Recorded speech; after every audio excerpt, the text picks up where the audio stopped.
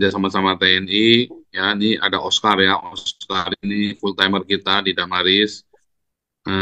Bagi-bagi makanan ya, bagi-bagi makanan sana. Tapi besok nanti Bu Erna, Oscar dan tim sama ya akan ke sana lagi. Ini kita ada dibantu sama TNI ya, karena tadi kan ada tempat yang berbahaya, kita nggak tahu ya. Tadi kita dikasih masukan juga, jadi kita nggak tahu mana yang bahaya, mana yang enggak. Jadi ini kita harus kerjasama dengan TNI. Nanti semua ongkos bensinnya kita bayarin ya. Ya kita mesti kaliin juga. Benar kalau yang mau bergerak untuk tolong ya, karena mereka sekarang butuh nasi, butuh itu tadi ya, perlengkapan wanita ya, softtex, celana dalam, BH, pampers buat bayi, ya, kita kirim juga ya. Nah, waktu kita selalu ada ya, di Cianjur dulu, di Tanjung Priok waktu kebakaran, kita selalu ke sana ya, selalu selalu ada Damaris. Kali ini kita di banjir banjir Bekasi ini kita juga ada di sana ya. Ini Oscar ini yang lagi ambil video ya, terus lagi bawa makanan, ini lagi bingung nih karena ada tempat yang nggak bisa dijangkau. Aduh kasihan sekali. Ini pokoknya ruwet ya. Karena masyarakat tidak mau dipindahkan, tidak mau dievakuasi, saudara. Ya tentu saja nggak mau dievakuasi ya. Kalau dievakuasi kan bahaya, saudara. Rumah dimaling orang ya. Nah, kodenya 505 ya, SOS atau Bekasi ya.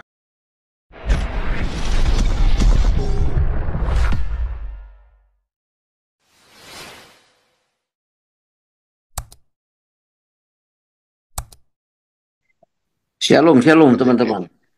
jadi ini gimana Pak nih Indonesia diurusin Pak? Aduh, Iya, iya Pak. Itu benar. Sekarang saya trigger dengan Pak Paul katakan ini disebabkan karena budaya Islamnya ini. Saya selalu kenapa komitmen ke situ ya.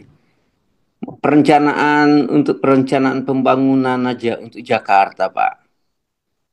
Kalau udah masuk kepentingan apa politik identitas di situ, lagi orang ada thinking positif untuk membangun negara, bagaimana mau menghadapi supaya di tahun-tahun kemudian tidak banjir. Maka si pelawan politik itu yang menggunakan identitas agama membatalkan apa yang mau merancangkan supaya tidak banjir. Itu persoalannya di negara di ya khususnya di Jakarta sekitarnya Bekasi dan lain sebagainya. Itu persoalannya. Orang punya rancangan baik tapi digagalkan oleh kelompok-kelompok ini.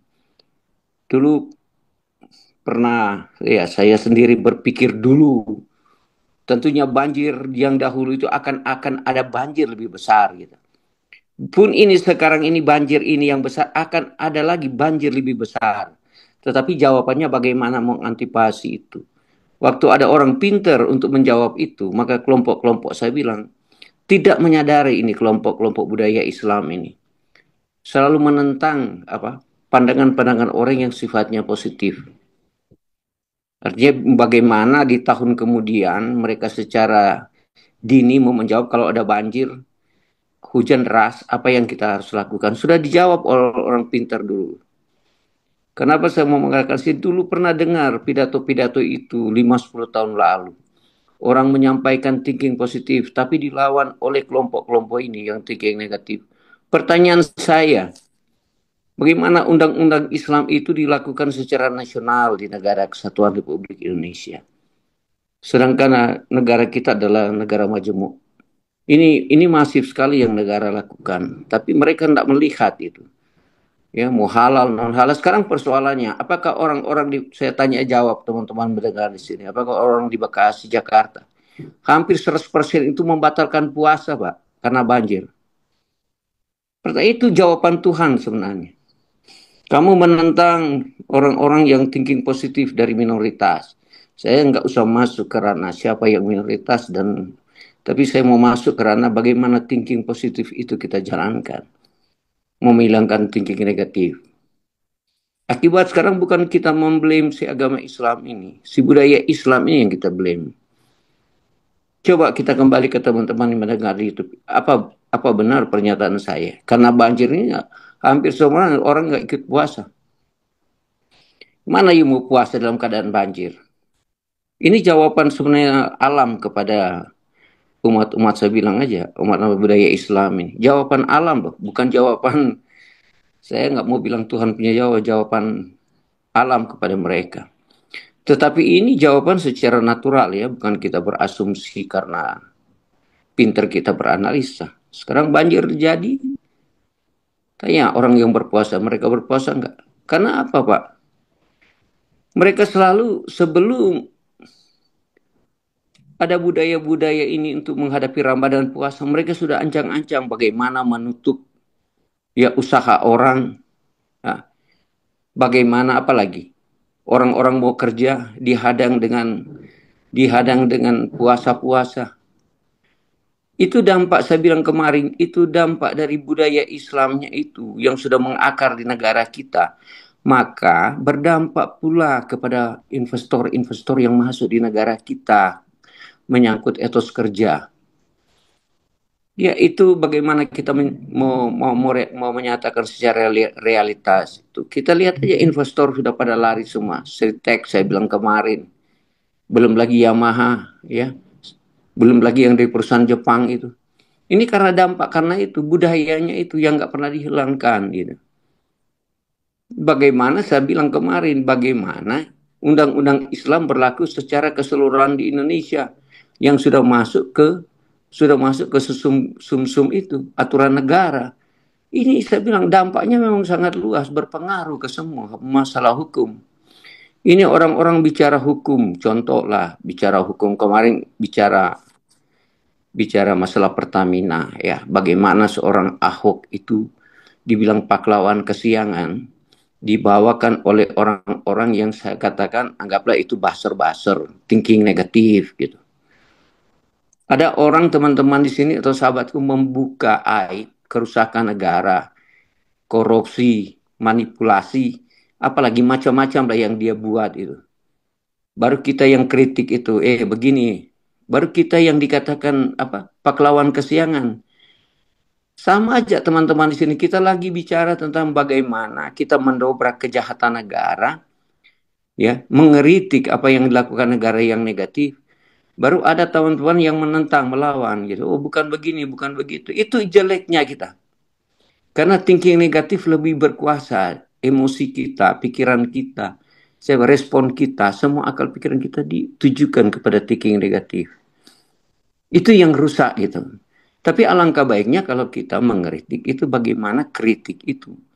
Apa yang rusak itu kita luruskan, kita baikkan. Tapi substansinya itu, yang verbalnya itu.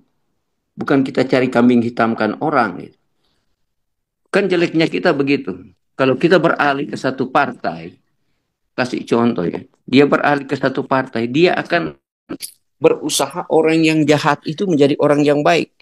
Karena dia berorientasi kepada satu paham itu. Gitu. Tapi kalau kita bukan ke situ, ke apanya ya, ke ideologisnya, ke cita-cita kita, ke alam pikiran kita yang bicara negatif positif itu. Kalau kita bicara yang itu yang lebih bagus kita lihat. Bukan subjek orang itu yang kita lihat, bukan partai itu yang kita lihat. Ini yang menggiring kejahatan negara kan ke situ. Sehingga kita terbawa dengan arus seolah-olah kita yang saling bertentangan di tempat ini atau di mana di antara masyarakat. Oleh sebab itu marilah kita, kalau kita melihat ada yang negatif di negara kita, kita anggap itu negatif, kebobrokan. Jangan diarahkan, oh karena begini, oh karena bukan persoalan di situ. Orang sudah melakukan korupsi, ya, saya contoh. Ya, satu kelompok melakukan korupsi dalam konteks sudah berjemaah. Ya. Mereka melakukan kepentingan untuk orang banyak, mereka melakukan untuk kepentingan diri sendiri. Contoh begitu kan. Oleh kelompok-kelompok. Dan dana-dana yang hasil mereka lakukan untuk digunakan sebagai alat kekuasaan. Nah, kita di otak kita tahu itu. Semua kita tahu itu. Teman-teman semua tahu. Tapi bingung saya. Waktu kita berargumentasi tentang itu, datanglah si kelompok satu. Yang saya katakan tadi, basar itu. Seolah-olah mau menutupi seorang melakukan kejahatan menjadi suatu kebenaran. Ya, oleh sebab itu mari kita tarik ulur. Kenapa di negara kita banjir itu ada? Memang banjir itu akan ada lebih besar, Pak. Bukan cuma hari ini. bukan saya dari dulu mau mengatakan banjir waktu banjir pertama, banjir kedua yang lalu-lalu di zaman Jokowi, zaman siapa Bambang Susilo, banjir-banjir itu udah ada dari dulu. Baru dalam apa salah dalam pemikiran saya itu akan lagi ada banjir lebih besar yang akan datang. Ya ini banjir juga lebih besar Pak, merata itu. Tangerang, Bekasi, kemudian Jakarta. Hanya otak kita tadi berdiskusi, ada orang yang pintar menjawab itu. Supaya banjir, bagaimana tidak banjir, kita detis sejarah. Tetapi waktu dia mau melakukan ini karena dia minoritas, karena dia punya kecerdasan dan minoritas, mereka tidak tanggap. Masih Basar ini dengan menggunakan politik identitas. Ya, muncul lagi dari agama di belakang itu. Budaya agama itu. Karena dikatakan ini orang minoritas, mereka tidak terima Pak pandangan Teddy, dia. Itu Pak Teddy, saya kasih persoalannya. video sebentar, Pak Teddy. Oh iya Saya Pak, kasih thank video you. sebentar, nanti Pak Iya. Teddy lanjutkan lagi ya. Ini video sebentar nih. Yang tadi kita Damaris ada di ini ya. Kita Damaris ada di banjir ya sama TNI, kita kerja sama-sama TNI ya. Ini ada Oscar ya, Oscar ini full timer kita di Damaris, bagi-bagi makanan ya, bagi-bagi makanan sana. Tapi besok nanti Bu Erna, Oscar dan tim sama ya akan ke sana lagi. Ini kita ada dibantu sama TNI ya, karena tadi kan ada tempat yang berbahaya, kita nggak tahu ya. Tadi kita dikasih masukan juga, jadi kita nggak tahu mana yang bahaya, mana yang enggak. Jadi ini kita harus kerjasama dengan TNI. Nanti semua ongkos bensinnya kita bayarin ya. Jadi kita mesti kaliin juga. Benar kalau yang mau gerak untuk tolong ya, karena mereka sekarang butuh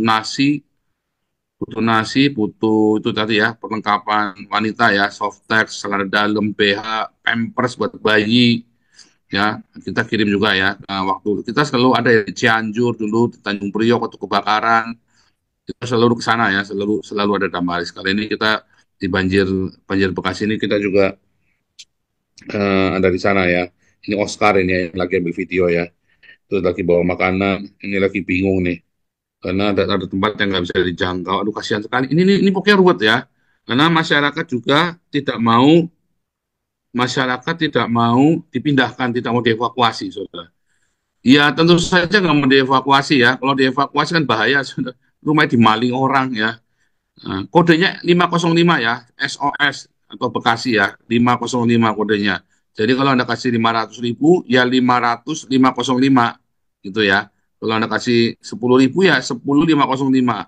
Supaya ini kode buat kita ya, buat bantuan bencana banjir Bekasi, Damaris Pancasila Indonesia, kodenya 505 selalu. Suaranya nggak kedengaran di sana ya, nggak suaranya ya, di sana ya Pak Teddy ya. Oh jelas Pak, di sini Bapak suara jelas Pak. Oh, Kalau suara videonya Enrique. nggak ada ya, suara videonya kosong Oh, ya. suara video tidak ada. Iya. Pak, oke lanjut lagi Pak Teddy. Ini Hmm. saya tampilkan begini aja. Lanjut lagi Pak Teddy. Ya, saya ya tadi Silakan. saya ya cerita mendeteksi ini baru antipasi. Teman-teman ada Aku saya. tambah sedikit ya Dedi ya, Oh iya, sebentar aja. boleh. Soalnya aku Boleh. udah mau nyampe kantor. Ya. Itu gini loh, di Indonesia ada peribahasa sedia payung sebelum hujan. Tapi Iya. orang-orang ini dengan ajaran mereka itu maunya ya sembahyang 5 kali, 10 kali, nggak mikirin masa depan. Satu, kedua, pemikirannya itu apa yang bikin aku cuan untuk diriku sendiri, keluargaku, ya kan? Nah itu Hmm. mamanya sekarang urusan banjir. Kamu bilang dari zaman SBY, dari zaman presiden apapun itu banjir udah ada. Kenapa kok nggak dipikirkan penyelesaiannya gimana? Bangun bendungan kayak apa, kita nggak tahu. Ya kan? Jadi pemikiran mereka itu seperti yang pernah Pak Tobing discuss. Mereka kok nggak mikir, umpama hujan lebat, ya kan mereka nyalain dari Bogor. Itu penanggungannya itu gimana? Nah itu kan, terus penyelesaiannya gimana? Umpama ada pandemi, ada wabah masuk Indonesia, itu Indonesia siap nggak? Itu kan. Nah, terus nanti kalau ada gempa bumi, Indonesia siap nggak?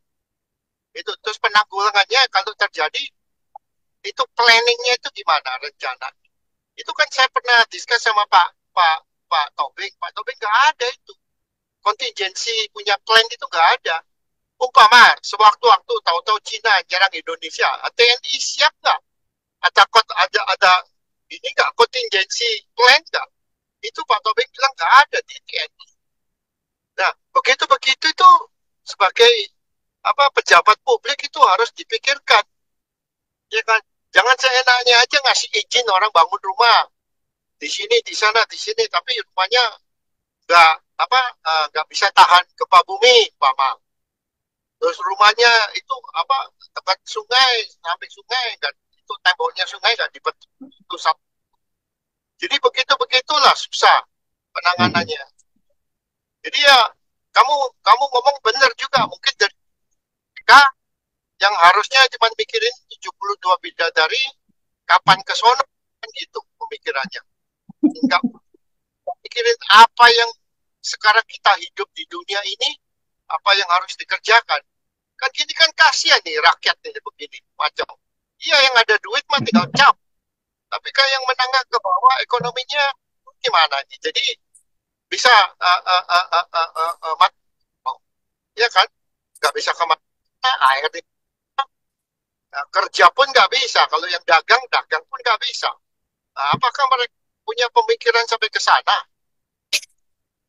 Pemikiran mereka cuma pokoknya gua sholat 5 kali, ya kan, gaji gua bagus, ya udah ada cuan-cuan lah, korupsi kanan kiri, dikit-dikit masuk duit, itu ya bottom line. Itu aja tadi yang saya tambahin. Ya, thank you Pak. Iya. Ada kontingensi. Iya, benar. Bisanya bereaksi setelah ada aksi, baru reaksi. Nggak ada ya persiapan sama sekali. Itu aja deh, lanjut. Ya itu istilah kontingensi di Amerika itu. Saya satu kali ke daerah itu ya, dari South Jersey itu. Di situ kalau sudah dikasih petunjuk untuk tempat-tempat kalau tiba-tiba ada tsunami, itu sudah ada arrow, petunjuk-petunjuk di mana kita harus dievakuasi. Sudah ada jelas itu kalau ada tsunami tiba-tiba di daerah South Jersey itu. Sama kemudian itu contoh ya, mereka sudah ada secara dini diantisipasi kalau terjadi tsunami. Saya yang kembali ke California, ke LA. Ini sebagai itu ya, sebagai pengalaman saya. Di LA itu ada suatu sungai saluran air, ya saluran air sangat lebar sekali. Kalau Anda pernah nonton film Die Hard atau film apa itu? Ya, si sutradara mengarahkan kita ke sungai itu, sungai yang kering. Lebarnya kira-kira ada 100 meter kalau nggak salah. Kebetulan di belakang apartemen saya waktu itu, sungai itu. Tapi di situ nggak ada air sama sekali. Itu full beton gitu. Panjangnya nggak tahu sampai ke ujung mana. Itu sungai, saya bilang. Jadi seperti apa yang dikatakan, saluran air itu yang besar, got yang besar sekali itu untuk negara LA sudah mengaji kalau hujan deras itu airnya tidak terkira, teman-teman. Saya pernah lihat derasnya air itu masuk ke ke jas saluran air itu. Barangkali teman-teman yang hidup di LA, Anaheim dan sekitarnya pernah lihat itu. Saya lihat sendiri. Itu maksudnya. Itu kira-kira 20 tahun saya lihat itu. Nah, itu maksud saya. Mereka sudah jawab secara dini kalau ada air besar, hujan deras itu terjadi di LA itu.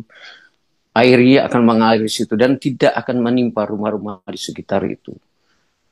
Karena mereka sudah jawab secara dini. Saya lihat air itu, teman-teman, mengerikan airnya. Jujur aja mengerikan airnya. Karena sudah dijawab.